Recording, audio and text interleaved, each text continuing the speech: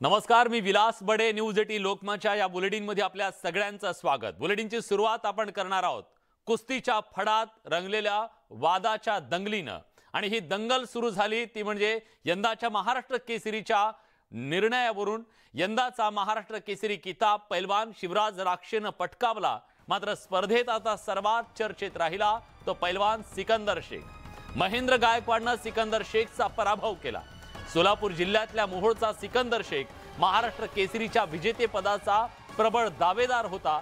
मात्र सिकंदर शेखच्या पराभवानं त्या सामन्यातील पंच मारुती सातव यांना आता धमकीचा फोन आला. मुंबई पोलीस दलातला शिपाई संग्राम कांबळे यांनी ही धमकी दिली आहे. त्याची ऑडिओ क्लिप न्यूज 18 लोकमतच्या हाती लागली आहे. महाराष्ट्र केसरीत सिकंदर शेख विरोधात 4 गुण दिल्यानं पंच मारुती सातव यांना धमकी देण्यात आली आहे. या लढतीत महेंद्र गायकवाड यानं सिकंदर शेख या मल्लाला खालची टांग डाव वापरत 4 गुण मिळवून पराभूत केलं. मात्र पंचांनी 2 गुण देणं अपेक्षित असताना 4 गुण दिल्यानं सिकंदरचा पराभव झाला होता. हा सिकंदरवर अन्याय झाला असल्याचा दावा सिकंदरच्या समर्थकांनी केला. सोशल मीडियात त्यामुळे एक नवी दंगल सुरू झाली. खरं तर कुस्ती म्हणायला हवी दोघांच्या समर्थकांमध्ये. ही व्हर्च्युअल मीडियामधली सोशल मीडियावरची ही कुस्ती गेल्या 2 दिवसापासून रंगलेली आहे. या सर्व प्रकरणानंतर आता मुंबई पोलीस दलातील शिपाई संग्राम कांबळे यांनी फोन करून कुस्ती स्पर्धेत पंचगिरी करणारे यांना धमकी देण्यात आलेली आहे तसा त्यांनी आरोप केलेला आहे. त्यामुळे महाराष्ट्र केसरीतील कुस्ती स्पर्धेतल्या पंचांना काय धमकी देण्यात आली आहे जाणून घेऊया. ऑडिओ. Hello hello. हा, कोण मारुती सातव पंच बोलताय काय? हो बोला की. पैलवान संग्राम कांबळे बोलतोय. हा बोला बोला. म्हणलं काल सिकंदरच्या कुस्तीला तुम्हीच पंच होता ना? हो हो हो. तुम्हाला मुलगा आहे का मुलगी आहे? का सांगा की तुम्हाला मुलगा आहे का मुलगी आहे? बोला की तुम्ही काय तुम्हाला म्हणायचं. अहो ते सांगतो तुम्हाला मुलगा आहे का मुलगी ते सांगा. बोला की तुम्हाला काय म्हणायचं. अहो मी बोलतो पण तुम्हाला मुलगा आहे का मुलगी ते सांगा मला फक्त. मी बेजांत बोलतो. तुम्हाला मुलगा आहे की मुलगी आहे? मुलगा आहे. त्या मुलग्याच्या डोक्यावर हात घेऊन शपथ घेऊन सांगा की तुम्ही दिलेलं न्यायदान योग्य होतं का चुकीचं होतं? कांबळे पैलवान वस्ताद तुम्ही इतके दिवस पंचगिरी करताय. ऐका सांगतो ऐका. आता आमचं ऐकायचं तुम्ही. तुमचं ऐकलं काल बघितलं निर्णय किती दिला तुम्ही. तो निर्णय दिला तो चुकीचा दिला तुम्ही. पहिली गोष्ट दबावाला बळी पडून दिलेला आहे. हे पण सगळ्यांना तुम्ही पंच आहे तुम्ही. आणि तुम्ही जर अशी चूक करताय त्या पैलवाना सिकंदरवर किती मोठा अन्याय झाला हे तुम्हाला दिसलं नाही का सांगा. अहो तुम्ही चूक कशी म्हणताय पैलवान? चूक कशी म्हणताय? म्हणजे काय ज्युरीकडे निर्णय गेला ना. अहो ज्युरी तुम्ही व्हिडिओ बघा. तुमचा निर्णय यायच्या अगोदर जे ज्युरी दिन्या गुंड म्हणतोय की 4 गुण मिळाले महेंद्रला. कुठल्या बेसिसवर म्हटलं तुम्ही त्या मोठ्या स्क्रीनवर तुम्ही हे का केलं नाही? व्यवस्थित चेक का केलं नाही? दरम्यान महाराष्ट्र केसरीच्या लढतीत आपल्यावर अन्याय झाल्याची खंत कुस्तीपटू सिकंदर शेखनं व्यक्त केली. त्याच्याशी संवाद साधलाय आमचे प्रतिनिधी ज्ञानेश्वर साळोखे यांनी. मी सध्या गंगावेश तालमीमध्ये आहे आणि सिकंदर शेख जो पैलवान आहे ज्याच्यावरती अन्याय झाला तो सिकंदर शेख पैलवान माझ्यासोबत आहे. त्यांच्याकडूनच जाणून घ्या या संदर्भात नेमका काय अन्याय झालाय. खरं तर 4 गुणांचा अन्याय झाला अशा पद्धतीचा आरोप होतोय. नेमकं काय घडलं त्यावेळी आणि हा जो आरोप होतोय तो खरा आहे का? हे आरोप खरा आहे का खोटा आहे ही तर मी तुम्हाला कसं सांगण्याचं एवढं काही गरजेचं नाही. कारण की हा आरोप आहे का खरा आहे हे सगळं सोशल मीडियावर सगळ्यांना कळलेलंच ऑलरेडी. म्हणून हे काही सांगणं एवढं गरजेचं नाही आहे. फक्त हे जी कमिटी आहे जी प्रोफेशनल कोच आहेत त्यांनी हे ठरवा की ही 4 पॉईंट आहेत का नाहीत. तुम्ही ज्युरीकडे त्यावेळी दाद मागितली होती का आणि ज्युरीने नेमकं काय सांगितलं त्यावेळी? ज्युरीनं आम्ही दाद मागितलेली होती तेव्हा आम्हाला फ्रंट साईडचा व्हिडिओ दाखवण्यात आला आणि जेव्हा आमचा कोच बोलला की 4 पॉईंट नाही आहे तेव्हा कोचला आम्हाला आमच्या काय बोलू दिलेलं नाही. तिथून माघारी करण्यात आलं. खरं तर मानाची कुस्ती स्पर्धा म्हणून महाराष्ट्र केसरी स्पर्धेकडे बघितले जाते. मात्र त्या स्पर्धेमध्ये अशा पद्धतीनं चुकीचे गुण देणं कितपत एक पैलवान म्हणून तुम्हाला ते वाटते योग्य? ते गुण देणं किंवा एका पैलवानाला जे माझ्याबद्दलच नव्हतं की असं महाराष्ट्रात किंवा इंडियात कुठल्याही पैलवानाबद्दल होऊ नये. मात्र एकूणच नाराजी आहे ती स्पष्टपणे आहे सिकंदरच्या चेहऱ्यावरती दिसते. आईवडिलांनी सुद्धा आणि कोचने सुद्धा ती नाराजी व्यक्त करून बोलून व्यक्त केलेली आहे. मात्र दुसऱ्या बाजूला सिकंदर मात्र एका या हारजीतमुळे घाबरलेला नाही, पुन्हा एकदा नव्या जोमाने तयारीला लागल्याचं स्पष्ट होते. पुण्यात महाराष्ट्र केसरीसाठी लढत झाली. यावेळी माती विभागातील फायनल कुस्ती मोहोळज गावचा सिकंदर शेख विरुद्ध महेंद्र गायकवाड यांच्यात झाली. यात पंच कमिटीकडून चुकीचा निर्णय दिल्याचा आरोप होतोय. सोशल मीडियावर त्याबद्दलचा प्रचंड संताप व्यक्त होतोय. त्यानंतर सिकंदरच्या कुटुंबियांनी सुद्धा त्याबद्दलची खंत बोलून दाखवली आहे.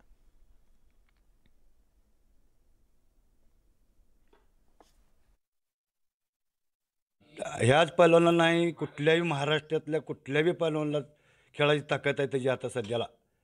आता आव्हान आहे त्याचं, कुठं बी कुणी बी महाराष्ट्रात तर कोण खेळतच नाही सोडा आता. आणि खेळणार असलं तर बी खेळायला तयार आहे आता सुद्धा. एवढी विनंती आमची की आमच्यावर अन्याय हितनं होऊन पुढं. आणि झालाही आता तुम्ही निभरून काढा आमचा अन्याय. असा अन्याय होऊ नये. आम्ही गरीब माणसं आहे. इथनं फाट्याताल मी काय तर 5 वर्षांनी होता तिनं फाट्याताल मीतनं. मग असंच वडील तिला चांगली कसरत द्यायचा, मेहनत करायला लावायचे, पाठ्य उठवायचं तिच्या मागं. आणि आई वडिलांनी बी तिला खूप मेहनत करून घेतली.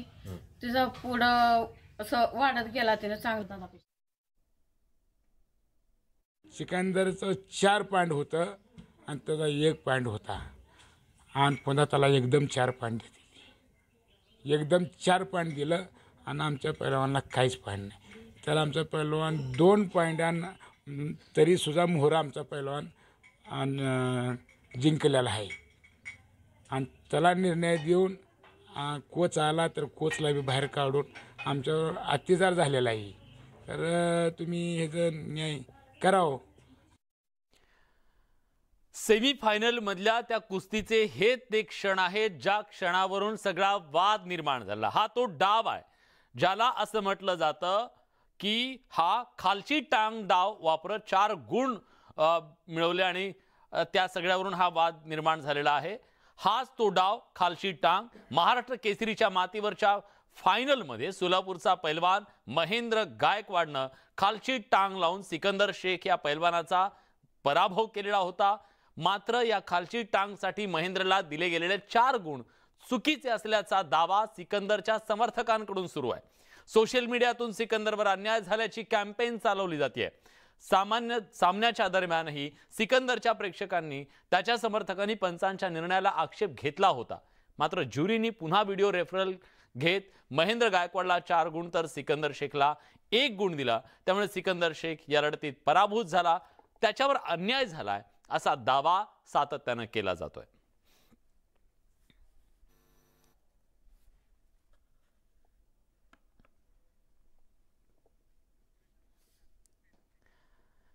दरम्यान महाराष्ट्र केसरी स्पर्धेचे जे पंच होते, सरपंच होते मारुती सातव यांना मुंबई पोलीस दलातले शिपाई संग्राम कांबळेंनी फोनवरून धमकी दिल्याचा आरोप होतोय.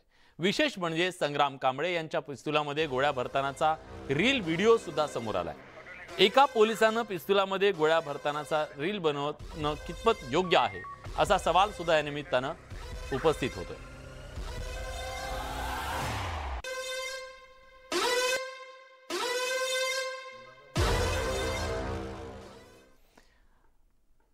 नाशिक विधान परिषद पदवीधर मतदारसंघ निवडणुकीत आज हाय व्होल्टेज ड्रामा पाहायला मिळाला. शिवसेनेनं पाठिंबा दिलेल्या अपक्ष उमेदवार शुभांगी पाटील या सकाळपासून अचानक गायब झाल्या. त्यामुळे राज्याच्या राजकारणात एकच खळबळ उडाली. अखेर शुभांगी पाटील समोर आल्या आणि त्यांनी सांगितलं, मी माझ्या उमेदवारीवर ठाम आहे. मला ठाकरे गटाचा पाठिंबा आहे. मी अनेक शिक्षक संघटनांशी चर्चा केली आहे, ते मला पाठिंबा देतील. पेन्शन योजना असेल, विद्यार्थ्यांचे प्रश्न असतील, यासाठी मी निवडणुकीला उभी आहे. सर्व संघटना मला पाठिंबा देतील असा विश्वास त्यांनी बोलून दाखवला. आणि त्यामुळे महाविकास आघाडीनं जो पाठिंबा त्यांना दिला होता त्याबद्दल या सगळ्यांचाही जीव भांड्यात पडला.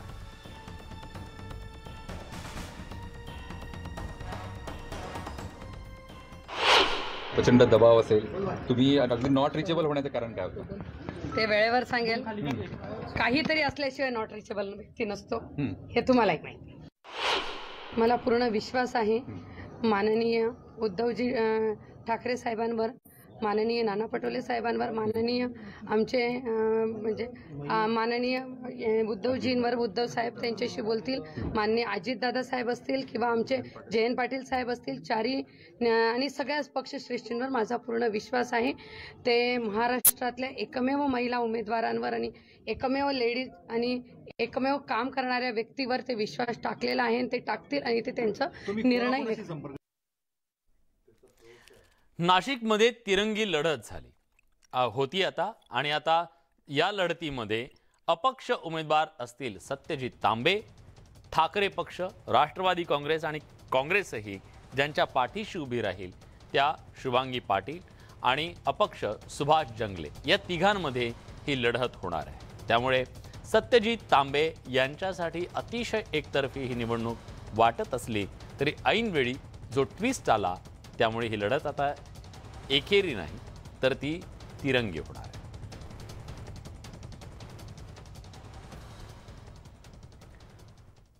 तिकडे अमरावतीत काय चित्र आहे नेमकं, कशी ही लढत होणार आहे? कारण आज अर्ज मागे घेण्याचा शेवटचा दिवस होता. चित्र स्पष्ट झालेलं आहे. अमरावती पदवीधरसाठी 23 उमेदवार हे रिंगणात आहेत. अखेरच्या दिवशी 10 उमेदवारांनी माघार घेतलेली आहे. भाजप, महाविकास आघाडी आणि वंचित म्हणजे खरं तर तिथं तिरंगी लढत होण्याची शक्यता आहे. भाजपकडून डॉक्टर रणजित पाटील हे रिंगणात आहे, तर महाविकास आघाडीकडून धीरज लिंगाडे आणि वंचित बहुजन आघाडीकडून अनिल अमलकार यांनी निवडणुकीच्या रिंगणात उतरण्याचा निर्णय घेतला. नागपुरातली काय स्थिती आहे? उपराजधानी नागपुरातली ही निवडणूक सुद्धा भाजप आणि काँग्रेससाठी अतिशय प्रतिष्ठेची आहे आणि या निवडणुकीत कोण बाजी मारणार? सुरुवातीला आघाडीत बिघाडी वाटत होती, तसं नाही झालं. सुधाकर आडकाले हे मवियाचे उमेदवार आहेत, तर भाजप पुरस्कृत नागो गाणार हे उमेदवार आहेत. शिक्षक भारतीचे राजेंद्र झाडे हे रिंगणात आहेत, तर अपक्ष सतीश इटकेलवार हे सुद्धा मैदानात कायम आहेत. त्यामुळे लढत चौरंगी आहे.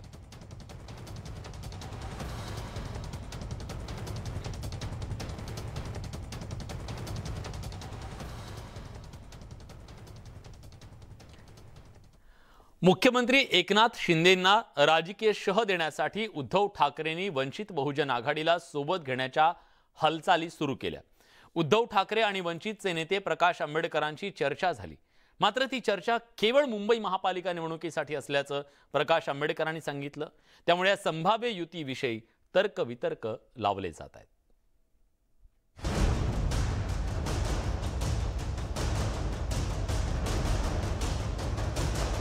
राज्यात शिवशक्ती भीमशक्तीची चर्चा सुरू असताना आता वंचित बहुजन आघाडीचे नेते प्रकाश आंबेडकरांच्या वक्तव्यामुळे या संभाव्य युतीविषयी प्रश्नचिन्ह निर्माण झालंय. दोन्ही पक्षातील युतीची बोलणी केवळ मुंबई महापालिका निवडणुकीपुरती मर्यादित असल्याचं आंबेडकरांनी सांगितलं. मी तुम्हाला ओपन सांगितले की समुद्र किती मोठा किती खोल आहे. 227 पैकी 100 जागा तर अशाच मोकळ्या आहेत. तुमची बोली फक्त महानगरपालिका मुंबईसाठी सुरू आहे का पुढच्या सगळ्या? आता तर होणार, इमिजिएटली होणार, त्या सर्व कॉर्पोरेशन्स होतील ना मुंबई. हा, आता फक्त कॉर्पोरेशन ओव्हरऑल चाललंय. खरं तर शिवसेनेतील आमदारांच्या बंडखोरीनंतर राज्यात नवीन राजकीय समीकरणं तयार झाली आहेत. या पार्श्वभूमीवर नवे राजकीय मित्र जोडण्याचा उद्धव ठाकरेंचा प्रयत्न आहे. आजवर सत्ताधारी आणि विरोधकांपासून अंतर राखून असलेल्या प्रकाश आंबेडकरांच्या वंचित बहुजन आघाडीला सोबत घेण्याचा उद्धव ठाकरेंचा प्रयत्न आहे. काही दिवसांपूर्वी या दोन्ही नेत्यांमध्ये मुंबईतील एका हॉटेलमध्ये चर्चाही झाली होती. अद्याप त्यावर शिक्कामोर्तब झालेलं नाही. मी त्याच्यात जाऊ नाही शकत कारण त्या कुठच्याही बैठकीत मी नसतो. मी ह्या कामांमध्ये. एकनाथ शिंदेंच्या बंडामुळे शिवसेनेत उभी फूट पडली आहे. 40 आमदार आणि 13 खासदारांनी उद्धव ठाकरेंना जय महाराष्ट्र केलाय. या पार्श्वभूमीवर प्रकाश आंबेडकरांना सोबत घेऊन भाजप आणि मुख्यमंत्री एकनाथ शिंदेंना शह देण्याची उद्धव ठाकरेंची खेळी आहे. खरे तर ही संभाव्य युती आगामी विधानसभा आणि लोकसभा निवडणुकीसाठी असल्याची राजकीय वर्तुळात चर्चा होती, मात्र ती केवळ मुंबई महापालिकेपुरती मर्यादित असल्याचं प्रकाश आंबेडकरांनी सांगितलंय. त्यामुळे या संभाव्य शिवशक्ती भीमशक्ती युतीच्या भवितव्यावर प्रश्नचिन्ह निर्माण झालंय. Bureau report, news 18 Lokmat. बुलेटिनमध्ये एक छोटासा ब्रेक. कुठे जाऊ नका, पहा फक्त न्यूज 18 लोकमत. ब्रेक नंतर तुमचं पुन्हा एकदा स्वागत. तुम्ही पाहताय महाराष्ट्राची खबरबात. पुन्हा एकदा ठाकरे पक्षाचे नेते खासदार संजय राऊत यांनी अपशब्द वापरल्यानं ते चर्चेत आले. केंद्रीय मंत्री नारायण राणेंबद्दल बोलताना संजय राऊत यांची जीभ घसरली आहे. पत्रकारांनी विचारलेल्या प्रश्नाला उत्तर देताना संजय राऊत यांचा संताप अनावर झाला आणि त्यांनी असंसदीय शब्दांचा वापर केला. राऊतांच्या या वक्तव्यानं नवा वाद उद्भवण्याची शक्यता निर्माण झाली.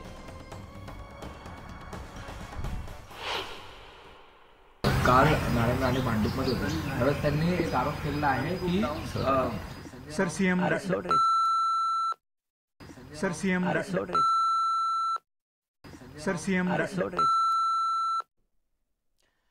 या सगळ्या घडामोडींसोबत बुलेटिनमध्ये आपण इथेच थांबतोय. ताज्या घडामोडींसाठी बघत रहा न्यूज 18 लोकमत.